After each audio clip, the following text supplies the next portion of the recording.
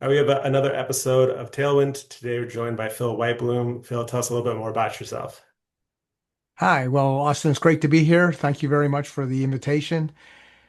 I've been in sales my whole career, going back to 1980, which is a long time now. So we're closing in on 50 years and not too many more years down the road.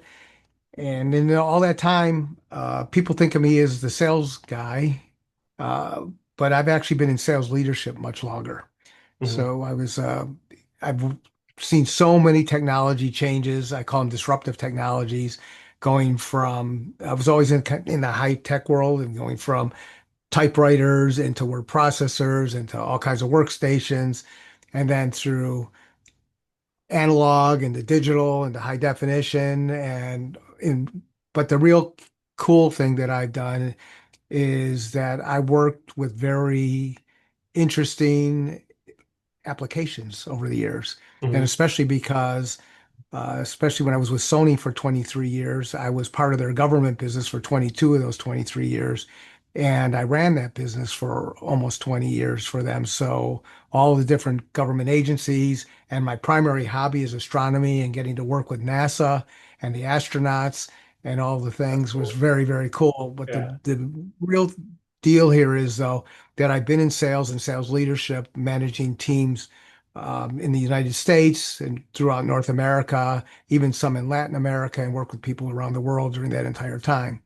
So one of the things that people like to say, to talk about is that me and my teams combined, we've sold over $1.5 billion. And I reuse that low number Yeah. because that I could, if somebody ever held me to the fire on that and said, well, tell me where that came from, I could do that.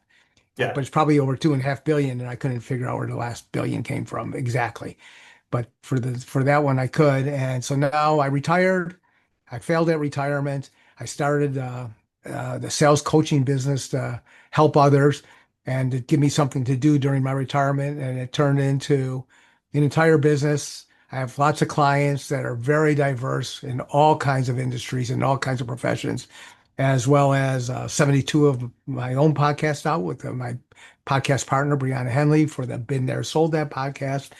I've authored two books. One we're going to talk about today, Yeah. and the other one's called The Sales Fixer.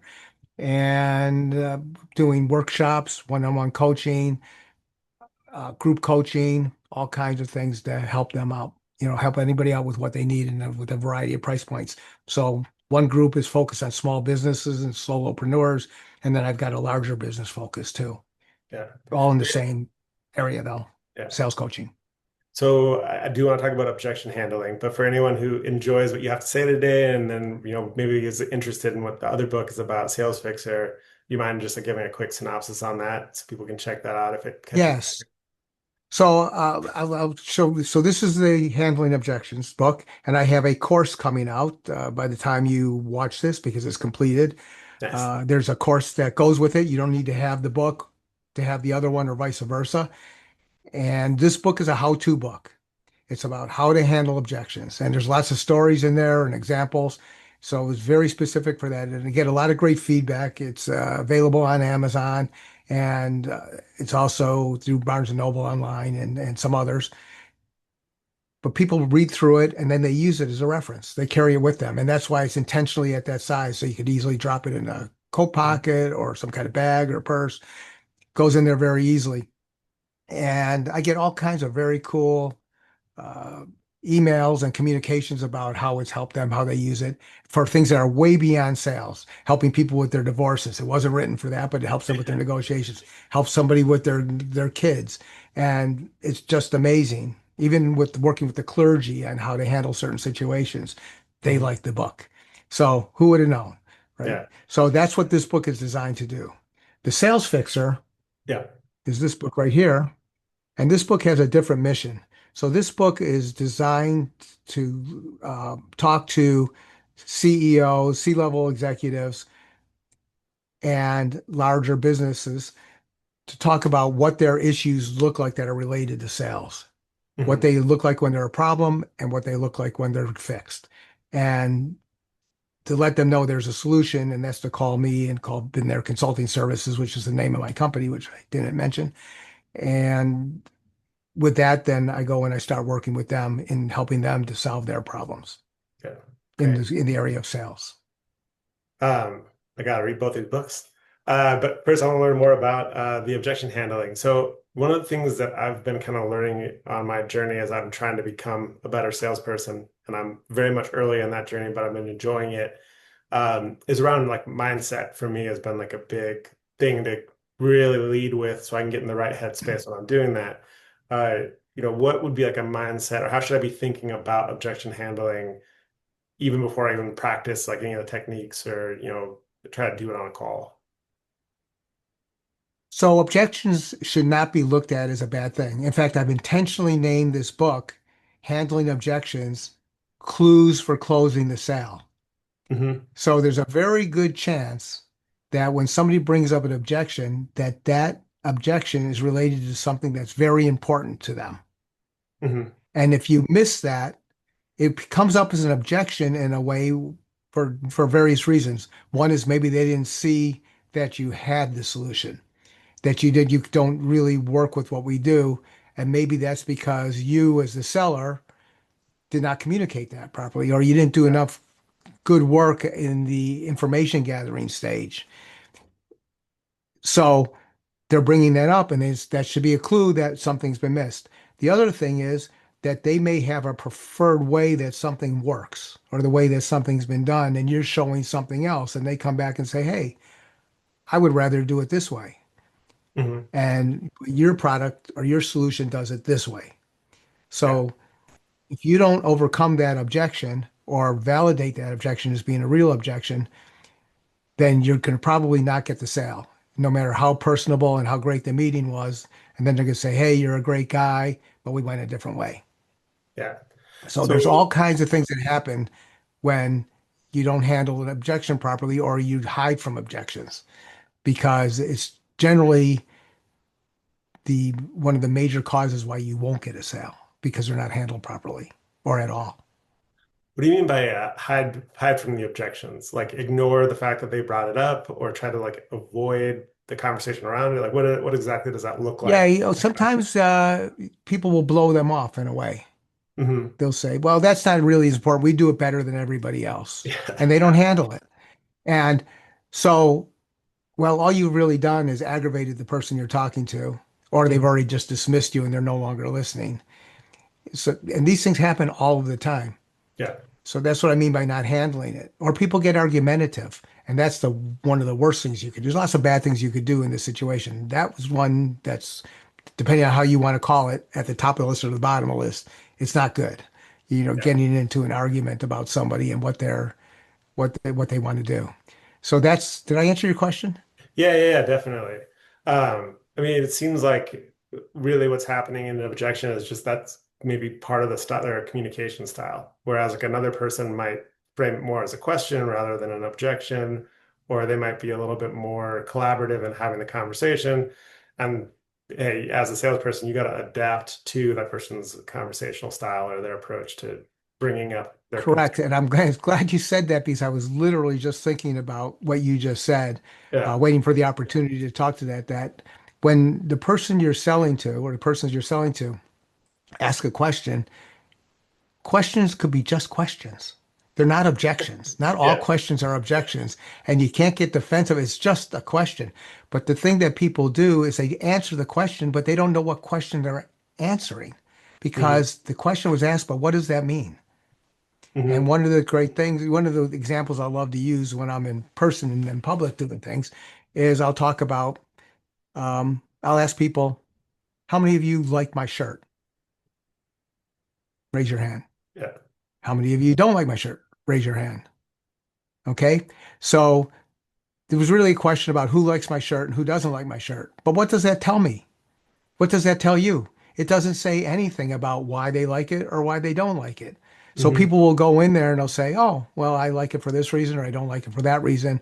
But they won't say that. They're just going to say yes or no. And then the salesperson will just go on moving. "Oh, they like this." But that doesn't mean they want it. Right. Yeah. Yeah. So So you have to ask these follow-on questions, and you have to get to ask. There's a difference between closed-ended questions and open-ended questions, which many people already know that. A closed-ended question is one that can be answered with a yes or a no, or it's kind of binary, it's on or off. And the open-ended question is the who, what, where, when, and why. And it's better to get people talking about using open-ended questions because you'll learn more. Then there's something else that I coach on all the time, which is called high impact questions. And Mhm. that's learning, that's an open-ended question with another question associated with it to really find out what's behind that and Mhm. what are the reasons behind that, because then you're going to find the real reasons behind something. And what is it you like? You have a product offering yourself, Austin, and it's very cool. It's very simple, and which is a high compliment. And people can say, "Oh, that's really cool," but if you don't know why did you find that interesting? If you don't dig down deeper and find out, "Oh, you see, it's really simple. It's great. Tell me more." Yeah. They're not just going to say, "Well, it's just simple." They're going to tell you what's going on. You say, "Well, why is that important to you?" Because everything else we've used has been so complex, and everything else has got 98 things we don't need, and we can't figure it out. And then there's updates, and we can't keep up, and we don't know what's going on. It's just too complicated, and we get rid of it. Yeah. Oh, okay. So how would you use it if it was really simple? And now they're telling you how they're going to use it. And when they're telling you how they're going to use it, they're starting to take ownership. Yeah. And you're going to find in those environments, you're very rarely going to have to ask for the order because they're going to ask, what do I have to do to get it? In fact, most of my clients come to me without me having to, I mean, through the process when they hire me, very rarely am I actually asking them if they would become my client. At some point, they're telling me that they want to get started, Mhm. either because of a trial close or just because they're now excited about it. Yeah. In fact, that actually happened with a member of the clergy, believe it or not. As a sales coach, I have a clergy client because Which you would expect that. they're Yeah. not trying to get more people to join their religion, but they have to go out and do fundraising and they have to go get grants and do these other things. And they have competition for that money. The people that they're going for and the businesses they're going to get these funds, they have their favorite charities. They have other places where these are allocated. So they have to overcome objections all the time and they have to compete for limited funds. Yeah. So am I tracking this correctly that as you run into objections, your response as a salesperson is to be inquisitive and use questions as a way to navigate that and maybe not even try to directly speak to what you think you hear during that objection. Is Well, that there's a process. okay? Tell me more And about the the process. process is in the book, and I'm going to share that process with you and all your viewers and listeners right now. Yeah. So the process is I'm going to tell you what the process is, and we can step back through it again at a little bit slower pace. So the process is first you acknowledge the objection. Hmm. You acknowledge it, so they know that you heard it. So you acknowledge it, and then then you ask other questions to learn more about what's behind the objection. And Hmm. then you do validation throughout to make sure that you are understanding it correctly and they know that you're understanding it correctly. And if they're not, then it gets corrected. Once you learn this information from them about what's behind it, then you could present or demonstrate against that objection, to overcome it. And then you have to validate that you have successfully overcome it. And if you haven't, you start back over again. Or you may not be able to overcome the objection. And sometimes it's much better to fail fast than keep on going and going and going for weeks and months or whatever when there's no way you're going to get the business because they have to have something that's going to fit in this particular spot. And no matter how Yeah. great your product is, if it can't be installed here, it's never going to help them because it has to be installed here. So that would be something that you would learn and say, okay, this is good. You help yourself and you help them because you're not going to get the order. You're not going to waste your time and you're certainly not going to waste any more of their time. And so then once you've done all that and you've overcome the objection, you've got validation, then you could move on to wherever you are in the process to continue on or to stay where you're at because you can no reason to move forward if you've got a problem. And the other thing you do during this process is you have to determine whether the objection is real or if it's what we call a red herring. It's a distraction from something else. Hmm. And those things happen. I mean, once in a while, I always joke around and said, sometimes customers lie and everybody's shocked. What? I've never had a customer lie to me. Yeah. And it's not that they're just lying to you, but it's just that they don't want to tell you exactly what's going on because they're embarrassed by it or some other reason, or they're just in denial. Yeah. And some people are just interested in things because they're interested, and you're sitting there talking about taking 80% of the conversation, talking about this, and you know what they're interested in relative to their decision? Less than 1%. It was just a curiosity question, and people take it like it's a big thing. So you need to be able to identify how important this is relative to solving their problem and you getting an order and them getting their problem solved. Do you have any guidance on how to identify as well as navigate a red herring and then like figure out how to move forward with it? Yes, right. So, for example, somebody could be very happy with their current provider, their current solution, and you're talking about, I'm just going to make something crazy up here, but they're saying, I see your product comes in green, but we really want purple. And so you say, and so do you have purple? Well, you want to answer that question directly because otherwise you're just going to frustrate them. So you don't have to dance around it. And so you say, well, the direct answer is we do not have purple. I am curious though as to what is it you like about the green and why is the color important to Hmm. you? Could you share more with that and tell me why? So that took that as an open-ended question now, and then tell me why that is.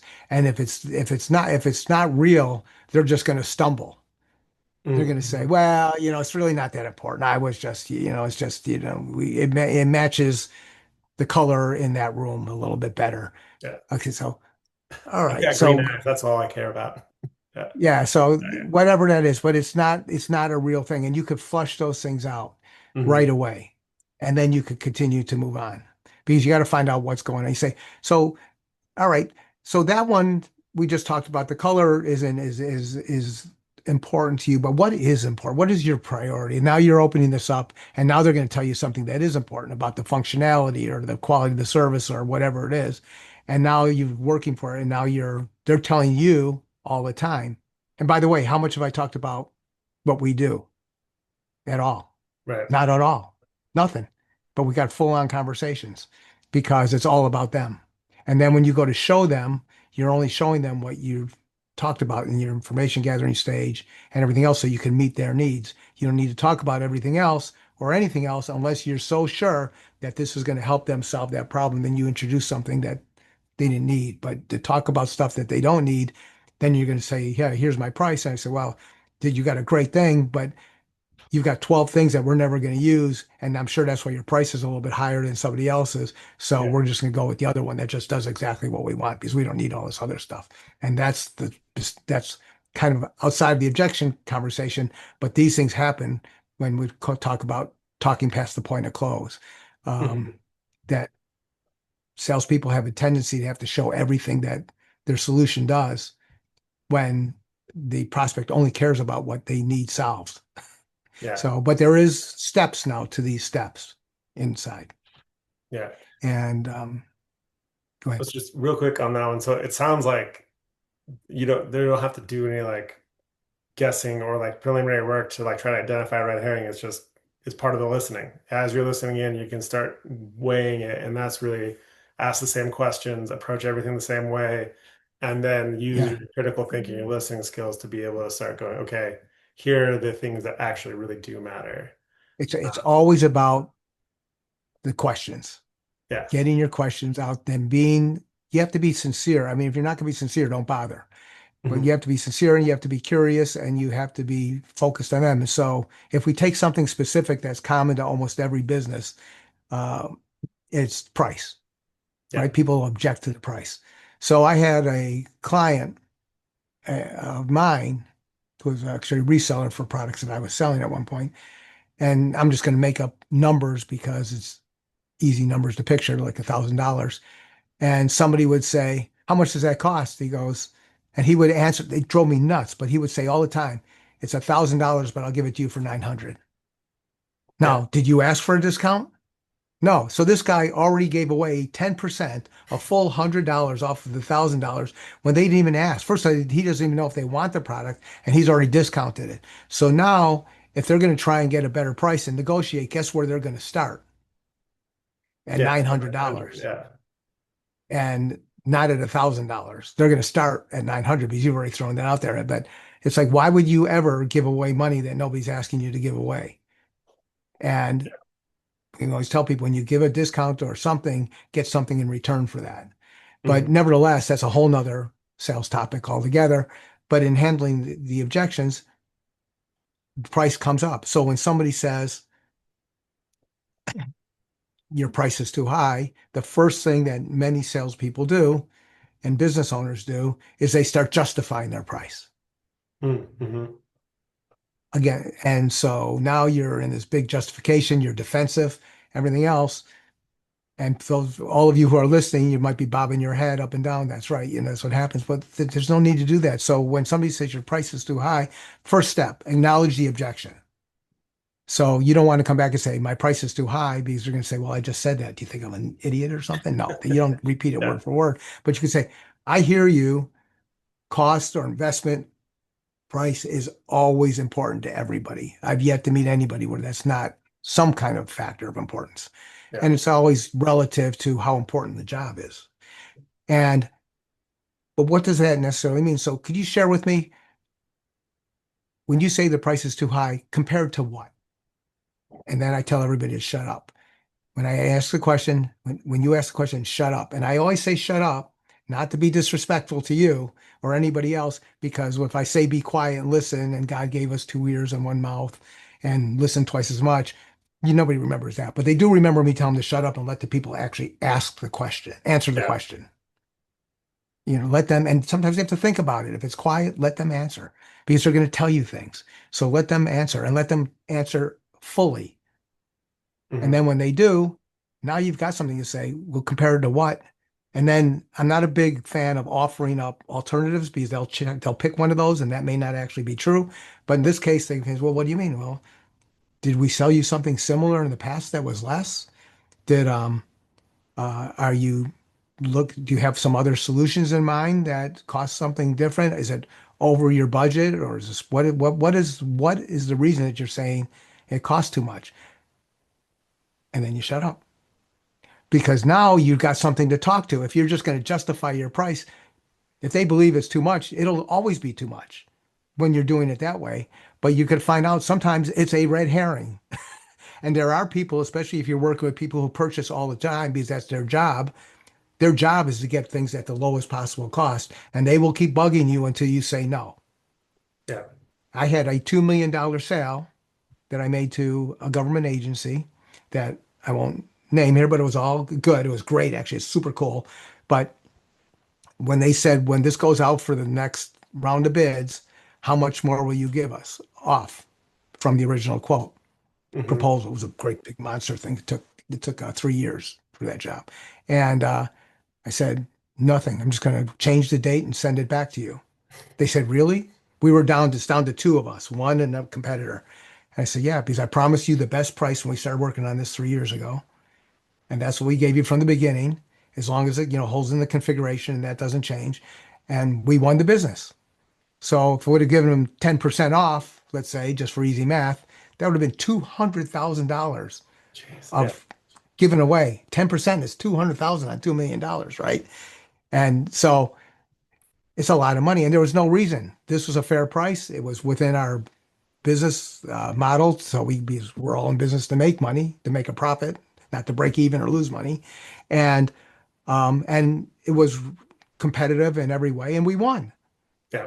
So the thing is, when you understand what they're looking at, because they may come and say, well, because we're looking at something else and it's like 20% less than what you're showing us.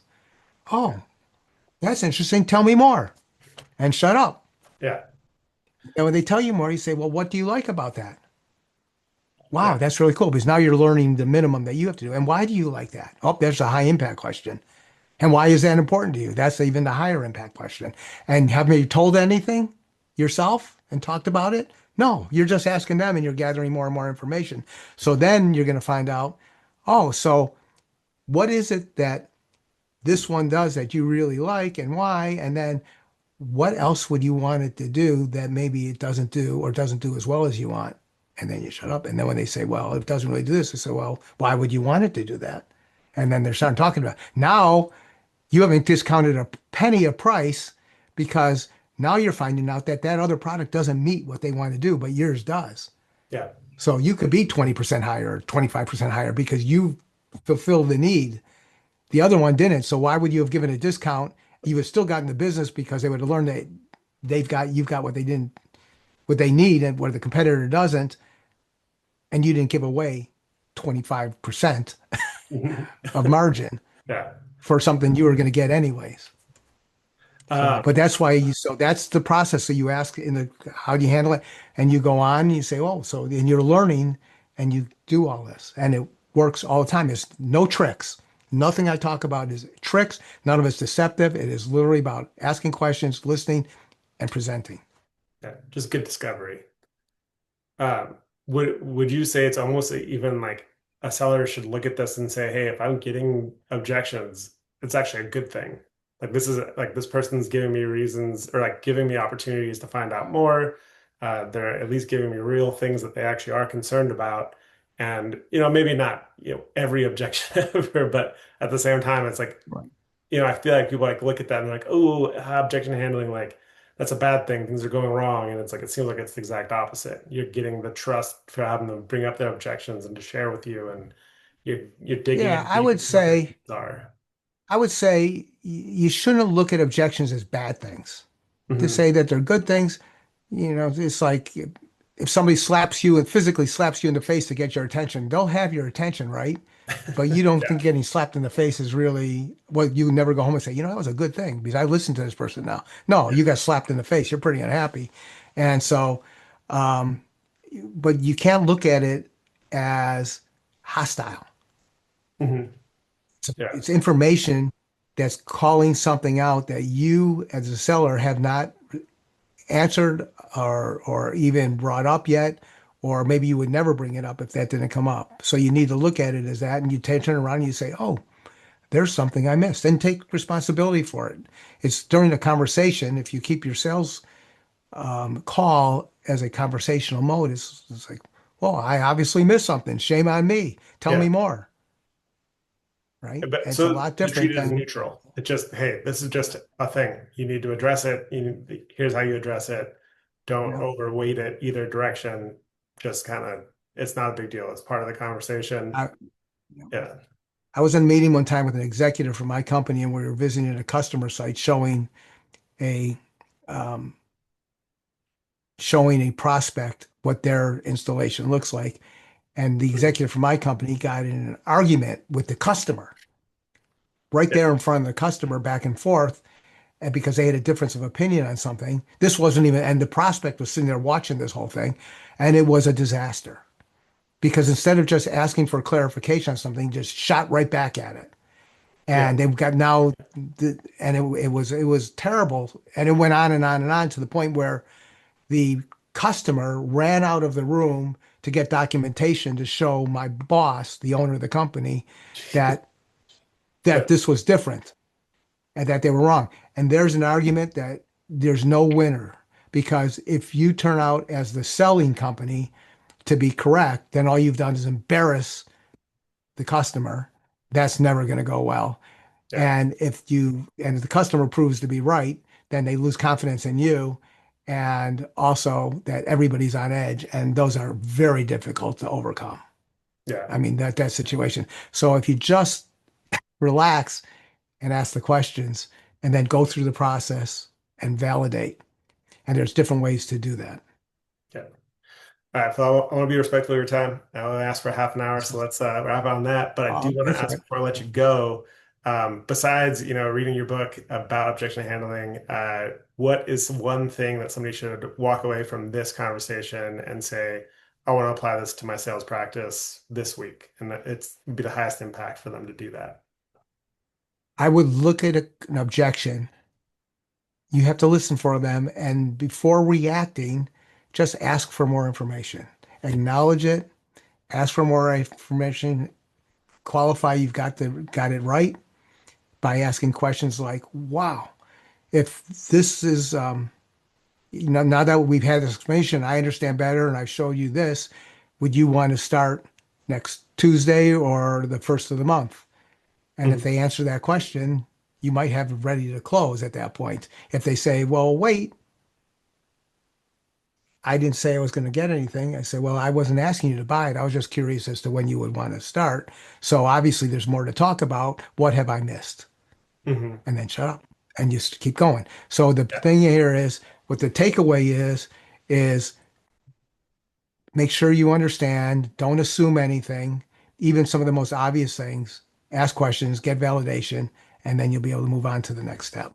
Yeah. So let me ask you, Austin, what did you like best about this conversation? I like the process that you have. It's very simple, it's straightforward. It seems very easy to apply. It's just ask, shut up, validate. And ask, shut up, validate. And I can repeat that in my head all I need to.